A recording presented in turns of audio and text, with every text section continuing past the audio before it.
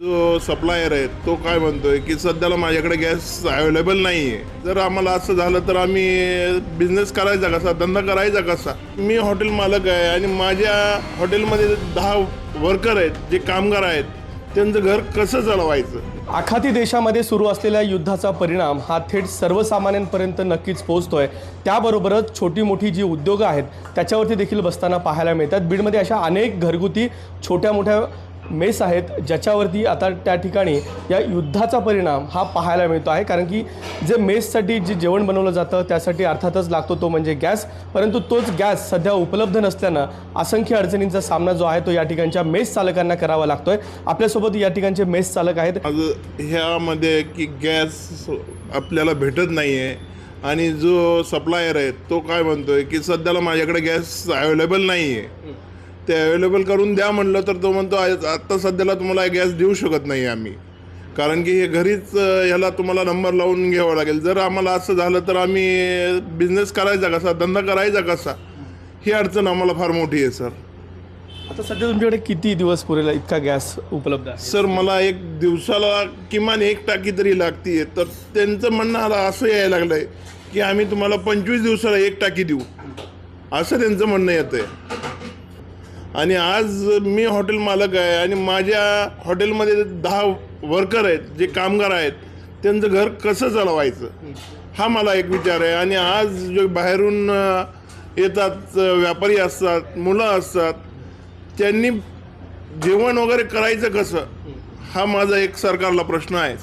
कशा स्वरूपात तुम्ही आता ही नेमकी तडजोड करताय? कारण की सिलेंडर उपलब्ध नसल्यानं जर आता यापुढे जर सिलेंडर उपलब्ध नाही झाला तर काय होऊ शकतं? सर हे हॉटेल लाईनमध्ये सिलेंडर फार गरजेचं आहे सर. सिलेंडर नसेल तर बिझनेस हा पूर्ण थांबून जाईल.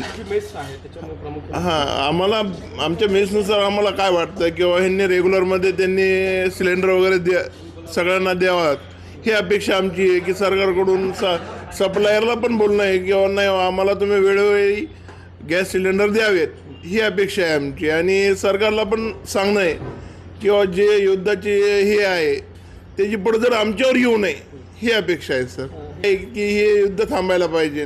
या युद्धामध्ये फार नुकसान व्हायला लागलं आहे सर. आज आम्ही तेल गेल्या 8 दिवसात 135 रुपये आणत होतो, आज तेलाचा रेट झाला 145 रुपये सर.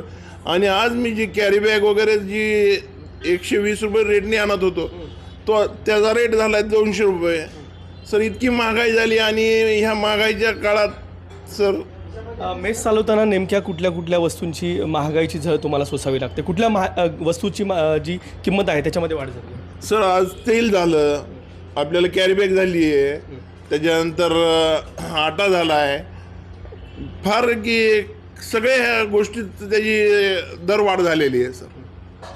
त्यामुळे फार परिणाम झालेला आहे सर. आणि काय आहे की ग्राहकाला आपल्याला 120 रुपयामध्ये जेवण देणं हे परवडणं न झालेलं आहे सर. मी किंमत आजपासून 140 रुपये रेट केलेला आहे सर.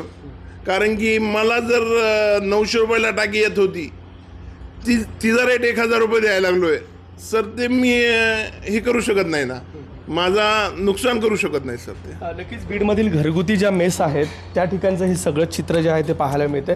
कारण की जे आखाती देशामध्ये युद्ध सुरू आहे त्याचा थेट परिणाम जो आहे तो बीडमध्ये अशा स्वरूपात चालवणाऱ्या ज्या घरगुती मेस आहेत त्यामध्ये देखील पाहायला मिळते. कारण की केवळ सिलेंडरच नाही तर त्या संबंधित ज्या इतर वस्तू आहेत त्याचे देखील दर हे या ठिकाणी वाढताना पाहायला मिळते. त्यामुळेच या ठिकाणी जे मेस चालक असतील, हॉटेल चालक असतील, त्यांच्या खाद्यपदार्थामध्ये आता जी दरवाढ आहे ती देखील करावी लागत आहे. कॅमेरामन प्रमोद जोशीसह विकास माने, ABP माझा, बीड. ABP माझा, उघडा डोळे बघा नीट.